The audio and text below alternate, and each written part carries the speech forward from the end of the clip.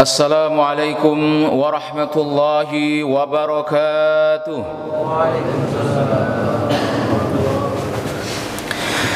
Alhamdulillahi rabbil alamin. Nahmaduhu wa nasta'inuhu wa nastaghfiruhu wa nastahdih. Wa na'udzu billahi ta'ala min sururi anfusina wa min sayyiati a'malina.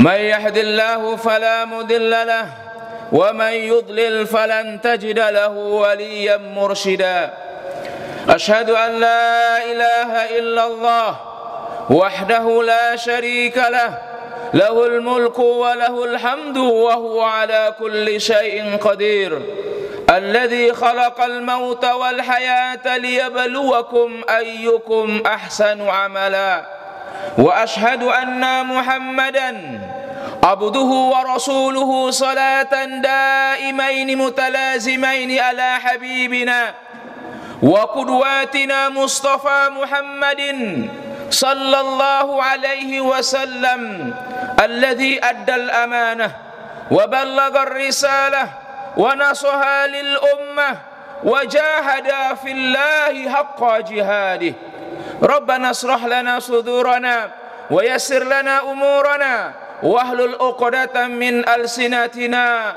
يفقهوا أقوالنا اللهم اجعل هذا جمعا مرحوما وتفرقنا من بعده تفرقا معصوما أوصيكم بنفسي وإياكم بتقوى الله فقد فاز المتقون فقال الله تبارك وتعالى في كتابه الكريم أعوذ بالله من الشيطان الرجيم بسم الله الرحمن الرحيم يا أيها الذين آمنوا اتقوا الله حق تقاته ولا تموتن إلا وأنتم مسلمون وقال أيضا في سورة أخرى يا أيها الناس اتقوا ربكم الذي خلقكم من نفس واحدة وخلق منها زوجها وبث منهما رجالا كثيرا ونساء واتقوا الله الذي تساءلون به والأرحام إن الله كان عليكم رقيبا وقال رسول الله صلى الله عليه وسلم في حديثه الشريف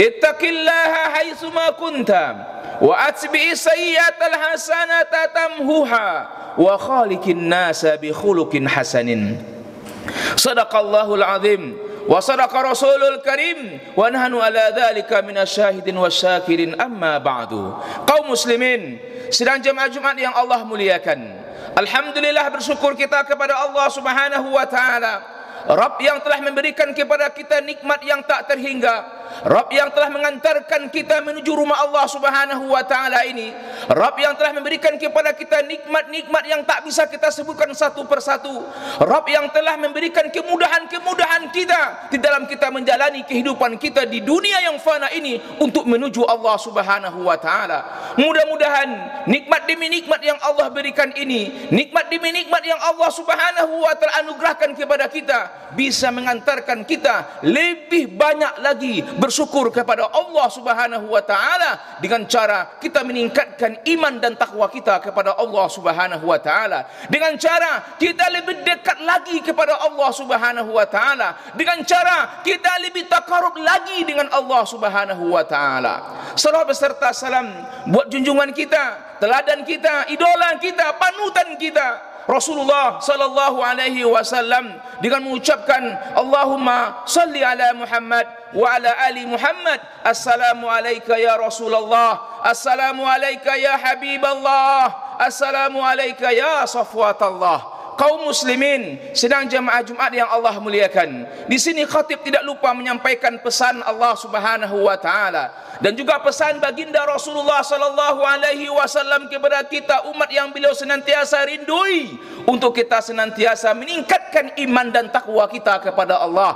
Karena iman dan takwa inilah kita akan dibedakan di hadapan Allah. Iman dan takwa inilah kita akan dimuliakan di hadapan Allah Subhanahu wa taala. Sebagaimana firman Allah, inna akramakum indallahi atqakum. Sesungguhnya orang yang paling mulia di sisi Allah Subhanahu wa taala di antara kalian adalah orang yang bertakwa kepada Allah Subhanahu wa taala. Takwa dalam arti imtisalu awamirillah wajtinabu nawahillah, melaksanakan segala perintah-perintah Allah dan menjauhi segala larangan-larangan Allah Subhanahu wa taala.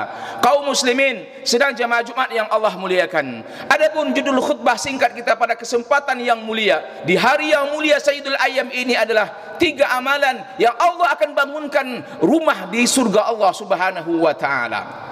Allah Subhanahu wa taala menjanjikan kepada orang-orang yang bertakwa kepadanya, yaitu Allah Subhanahu wa taala bangunkan kepada dia surga. Surga yang Allah Subhanahu wa taala jelaskan dalam Al-Qur'an, wasari'u ila magfiratin min rabbikum wa jannatin arduha samawati wal ard uiddat lil muttaqin. Bersegeralah kalian menuju ampunan Allah, yang mana Allah Subhanahu wa taala akan menjanjikan kepada orang-orang yang memohon ampun kepada Allah surga seluas langit dan bumi. Bagi siapa surga yang Allah janjikan? Kepada orang-orang yang bertakwa kepada Allah Subhanahu wa taala. Mungkin kita melihat tempat yang begitu indah di dunia ini, mungkin kita pernah melihat rumah yang mewah di dunia ini, dan ketahuilah kaum muslimin yang Allah muliakan, dunia dibandingkan dengan surga Allah Subhanahu wa taala tidak bisa dibandingkan, karena tidak ada apa-apa nilainya di dunia ini dibandingkan dengan surga Allah Subhanahu wa taala. Rasulullah sallallahu alaihi wasallam mengumpamakan kepada kita tentang nikmat surga dibandingkan dengan nikmat dunia ini seperti orang yang mencelupkan jari telunjuknya ke dalam laut, kemudian diangkat jari telunjuknya, kemudian tetesan yang jatuh dari sisa air yang lengket di jari telunjuknya, itulah nikmat dunia. Sedangkan sisa air laut itulah nikmat surga yang Allah janjikan kepada orang-orang yang bertakwa kepadanya. Masalul ladzi malid dunya bil akhirah illa masalul ladzi yaj'alu ahadakum fil yammi falyanzur bima yarji. Apalah dunia dibandingkan dengan nikmat akhirat surga Allah Subhanahu wa taala seperti orang yang masukkan jarinya ke dalam laut, kemudian dia angkat jarinya, kemudian dia tunggu berapa menit, kemudian ada tetesan yang jatuh dari jari telunjuknya, sisa daripada air yang lengket di jari telunjuknya di sisa air laut itu, dan air yang setetes itulah nikmat dunia yang Allah berikan kepada kita. Kaum muslimin sedang jemaah Jumat yang Allah muliakan, kalau kita membaca firman-firman Allah Subhanahu wa taala, kalau kita membaca hadis-hadis baginda Rasulullah sallallahu alaihi wasallam menceritakan kepada kita bagaimana nikmatnya surga, subhanallah, kita akan semangat untuk menuju surga Allah, dan kita tidak akan pernah aman di dunia ini. Sampai kapan kita aman? Sampai kapan kita bahagia? Sampai kapan kita dikatakan orang yang beruntung, orang yang bahagia? Ketika kaki kita telah menginjakkan di dalam surga Allah Subhanahu wa taala. Dunia ini akan diuji oleh Allah Subhanahu wa taala. Alladzi khalaqal mauta wal hayata liyabluwakum ayyukum ahsanu amala. Allah menciptakan kehidupan dan kematian untuk apa? Untuk Allah uji kita. Siapa di antara kita ini yang paling bagus amalannya kepada Allah Subhanahu wa taala? Apakah kita mengira setelah kita mati, selesai dari kehidupan dunia ini kita aman? Tidak, kaum muslimin yang Allah muliakan. Masih banyak ujian-ujian yang akan kita lewati. Bagaimana ujian di alam kubur? Kita menyangka di alam kubur kita aman. Tidak, kaum muslimin, masih banyak lagi ujian-ujian yang kita hadapi. Tidak selesai ujian di alam kubur, kita masuk kepada langkah yang berikutnya, ujian di alam di padang mahsyar. Ketika kita dikumpulkan oleh Allah Subhanahu wa taala, semua umat dikumpulkan dari umat yang pertama, manusia yang pertama sampai manusia yang terakhir dikumpulkan oleh Allah di padang mahsyar, dan disitulah kita akan ditanya oleh Allah Subhanahu wa taala. Masih diberikan ujian-ujian yang luar biasa. Kapan kita akan berhenti dari ujian-ujian ini? Ketika kita telah menginjakkan kaki kita di surga Allah Subhanahu wa taala. Kaum muslimin sedang jemaah Jumat yang Allah muliakan, maka kita ingin masuk surga Allah Subhanahu wa taala. Setiap kita ingin masuk surga Allah Subhanahu wa taala, dan Allah Subhanahu wa taala telah menjelaskan kepada kita bagaimana cara jalan untuk menuju surga Allah Subhanahu wa taala. Maka Rasulullah sallallahu alaihi wasallam menyebutkan kepada kita ada 3 amalan yang apabila kita mengerjakan 3 amalan ini, Allah Subhanahu wa taala akan membangunkan kepada kita rumah di surga Allah Subhanahu wa taala. Surga saja yang begitu indahnya, apalagi dalam surga itu ada rumah yang Allah bangunkan kepada orang-orang yang mengamalkan 3 amalan ini. Jangan bayangkan rumah di surga itu seperti rumah kita di dunia ini, tidak. Rumah di surga itu dibangun dengan emas dan permata. Rasulullah sallallahu alaihi wasallam menyebutkan surga itu al-jannatu ma la ainun ra'at wa la uzunun sami'at wa la khatar fi qalbi basar. Surga itu tidak pernah kita lihat dengan mata kita, tidak pernah kita dengar dengan telinga kita, dan tak pernah tersentuh sedikit pun, terbesit sedikit pun di hati kita bagaimana keindahan surga Allah Subhanahu wa taala. Saking indahnya surga Allah Subhanahu wa taala itu. Kalau sesuatu bisa kita bayangkan, bisa kita lihat, bisa kita dengar, bisa kita bayangkan dengan perasaan kita, itu belum indah. Ini nggak bisa kita bayangkan, nggak bisa kita lihat saking indahnya surga Allah Subhanahu wa taala. Kaum muslimin sedang jamaah Jumat yang Allah muliakan, ada dalam sebuah hadis riwayat menceritakan kepada kita orang yang terakhir masuk surga Allah Subhanahu wa taala. Orang yang terakhir masuk surga Allah Subhanahu wa taala setelah disiksa oleh Allah Subhanahu wa taala di dalam neraka. Kemudian Allah selamatkan dia dari neraka, Allah masukkan dia ke dalam surga. Dan dia merangkak keluar dari neraka Allah menuju surga Allah Subhanahu wa taala. Bayangkan, orang terakhir saja ya, yang akan masuk surga Allah Subhanahu wa taala, ketika dia melihat surga dia tidak yakin ini yang Allah akan berikan kepada dia, padahal dia orang terakhir. Saking indahnya surga Allah Subhanahu wa taala, apalagi orang-orang yang pertama masuk surga Allah Subhanahu wa taala, dan surga Allah itu bertingkat-tingkat. Kaum muslimin sedang jamaah Jumat yang Allah muliakan, apa amalan yang akan membuat Allah Subhanahu wa taala akan membangunkan kita rumah di surganya? Yang pertama adalah membangun masjid. Rasulullah sallallahu alaihi wasallam bersabda dalam sebuah hadisnya, "Man bana lillahi masjidan, banallahu lahu baitan fil jannah." Atau kama qala Rasulullah sallallahu alaihi wasallam. Siapa orang yang dia membangun rumah Allah di dunia ini, maka Allah akan bangunkan bagi dia istana di surga Allah Subhanahu wa taala. Masjid merupakan tempat yang paling mulia yang ada di dunia ini. Masjid merupakan rumah Allah Subhanahu wa taala. Masjid merupakan tempat yang suci bagi kaum muslimin. Masjid merupakan tempat untuk kita melakukan ketaatan kepada Allah. Masjid diartikan sebagai tempat yang mulia dan tempat yang akan diturunkan rahmat dan berkah dari Allah Subhanahu wa taala. Banyak sekali keutamaan masjid, sebagaimana Rasulullah sallallahu alaihi wasallam bersabda dalam sebuah hadisnya, majtama'a qaumun fi baitin min buyutillah yasluna kitab Allah wa yatadarrasuna bainahum illa nazalat alaihimus sakinah wa ghasyiyatuhumur rahmah wa khafathumul malaikah wa dzakarallahu fi man 'indah. Siapa orang-orang yang dia berkumpul di rumah-rumah Allah, berada di rumah Allah, berada di masjid, maka Allah Subhanahu wa taala akan curahkan rahmat kepada orang-orang yang berada di rumah Allah Subhanahu wa taala. Setiap langkah yang kita langkahkan, kaki kita dari rumah kita, dari kantor kita, dari manapun kita, setiap langkah yang kita langkahkan menuju rumah Allah, maka satu langkah Allah akan berikan kepada kita pahala, dan satu langkah yang kita langkahkan akan dihapuskan dosa-dosa kita oleh Allah Subhanahu wa taala. Betapa luar biasanya masjid ini.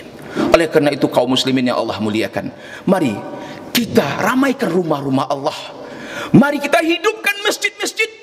Kalau kita melihat di zaman Rasulullah sallallahu alaihi wasallam, ketika Rasulullah sallallahu alaihi wasallam hijrah dari kota Mekah menuju kota Yathrib, sesampai Rasulullah sallallahu alaihi wasallam di kota Yathrib yang sekarang disebut dengan kota Madinah, hal yang pertama kali yang dilakukan oleh Rasulullah sallallahu alaihi wasallam adalah membangun masjid, binaul masjid, membangun masjid. Ini menunjukkan kepada kita betapa luar biasanya masjid itu. Perubahan yang luar biasa yang terjadi di kota Madinah ketika itu, sampai Rasulullah sallallahu alaihi wasallam dengan para sahabat 2/3 dunia ini dikuasai oleh kaum muslimin dengan perdamaian yang luar biasa. Itu dimulai dari masjid. Oleh karena itu kaum muslimin yang Allah muliakan, membangun masjid bukan berarti membangun fisiknya saja, tetapi lebih daripada itu adalah bagaimana masjid yang kita bangun kita hidupkan dengan kegiatan-kegiatan yang mengantarkan kita dekat dengan Allah Subhanahu wa taala. Musyawarah apapun permasalahan kita di masyarakat kita, bahkan di negara kita, kalau kita mulai dari masjid, subhanallah, akan mengeluarkan ide-ide yang akan diridhai oleh Allah Subhanahu wa taala. Yang kedua, kaum muslimin yang Allah muliakan, apa amalan yang akan masukkan kita ke dalam surga Allah Subhanahu wa taala? Allah akan bangunkan rumah di dalam surga Allah Subhanahu wa taala. Ada orang-orang yang beriman kepada Allah Subhanahu wa taala. Kita alhamdulillah, Allah tanamkan iman dalam diri kita. Kita dipilih oleh Allah Subhanahu wa taala sebagai orang-orang yang beriman, yakin kepada Allah Subhanahu wa taala. Tapi orang-orang yang beriman yang bagaimana? Yang Allah Subhanahu wa taala akan bangunkan kita rumah di surganya. Allah Subhanahu wa taala berfirman dalam Al-Qur'an surah An-Nisa ayat 122. A'udzubillahi minasyaitonir rajim. Walladzina amanu wa aminus solihati sanudkhiluhum jannatin tajri min tahtiha al-anhar khalidina fiha abada wa'dallahi haqqan wa man asdaqu minallahi qila. Orang-orang yang beriman kepada Allah Subhanahu wa taala dan dia beramal soleh kepada Allah, melakukan ketaatan kepada Allah, maka Allah akan masukkan dia ke dalam surga. Surga yang mengalir di bawahnya sungai-sungai dan mereka kekal di dalamnya. Kaum muslimin sedang jemaah Jumat yang Allah muliakan, orang yang beriman, ketika Rasulullah sallallahu alaihi wasallam ditanya oleh malaikat Jibril, "Mal iman?" Apa itu iman? Rasulullah sallallahu alaihi wasallam bersabda, "Al-iman an tu'mina billahi wa malaikatihi wa kutubihi wa rusulihi wal yaumil akhir wa tu'mina bi qadri khairi wa syarrihi min Allah." Iman, kata Rasulullah sallallahu alaihi wasallam, adalah percaya kepada Allah Subhanahu wa taala, percaya kepada hari akhirat, percaya kepada kitab-kitab, percaya kepada Rasul Allah Subhanahu wa taala, percaya kepada takdir yang telah Allah takdirkan kepada kita, baik itu takdir baik maupun takdir buruk, itu berasal dari Allah Subhanahu wa taala. Iman bukan hanya sekedar kita mengatakan saya beriman kepada Allah, tidak. Iman iqraru bil lisan, kita ucapkan dengan lisan kita, kita amalkan dengan perbuatan kita, dengan anggota tubuh kita. Percaya kita kepada Allah, Allah yang menciptakan kita, Allah yang telah menjamin rezeki kita. Tidak ada sesuatu kekuatan apapun di dunia ini yang bisa mengalahkan kekuatan Allah Subhanahu wa taala. Kita yakin akan hal itu. Maka bagaimana kita dengan iman yang ada terpatri dalam jiwa kita hari ini, bagaimana kita lebih yakin kepada Allah dibandingkan kepada janji-janji manusia? Mari kita taat kepada Allah, yakin janji Allah Subhanahu wa taala itu benar, dan tidak ada yang lebih benar selain daripada janji-janji Allah Subhanahu wa taala. Manusia bisa berjanji, tapi kita merasakan kekecewaan yang luar biasa. Tapi kalau janji Allah, Allah akan setia kepada janjinya. Maka orang-orang yang bertakwa kepada Allah, orang-orang yang beriman kepada Allah, orang-orang yang yakin kepada Allah Subhanahu wa taala, ya, Allah akan janjikan kepada dia surga. Kaum muslimin yang Allah muliakan, kita lihat hari ini saudara-saudara kita dibantai depan kita semua, di khalayak dunia ini oleh Zionis Israel. Mereka bertahan, mereka kuat, mereka bisa tersenyum di kala kondisi setiap hari mereka tidak aman. Apa yang membuat mereka kuat? Kalau tidak bukan kena iman kepada Allah Subhanahu wa taala. Memang Zionis Israel dengan sekutu-sekutunya mereka memiliki kekuatan yang luar biasa, itu secara manusiawi. Tapi ada kekuatan yang lebih jauh daripada itu, yaitu kekuatan iman yang melahirkan kekuatan yang luar biasa. Iman sesuatu yang sangat luar biasa. Kalau betul-betul kita beriman kepada Allah, akan melahirkan keajaiban-keajaiban yang sangat luar biasa. Yang ketiga, kaum muslimin yang Allah muliakan, yang bisa akan masukkan kita ke surga Allah Subhanahu wa taala, Allah akan bangunkan rumah di istana di surga Allah Subhanahu wa taala, itu orang-orang yang memiliki akhlakul karimah, orang-orang yang memiliki sopan santun, orang-orang yang memiliki etika, orang-orang yang memiliki adab. Makanya para ulama kita, mereka belajar puluhan tahun tentang perkara adab, tentang perkara sopan santun, tentang perkara akhlakul karimah, baru mereka belajar ilmu-ilmu. Sekarang kita melihat orang belajar ilmu S1, S2, S3, tapi tak beradab, tidak ada guna. Belajar etika kita.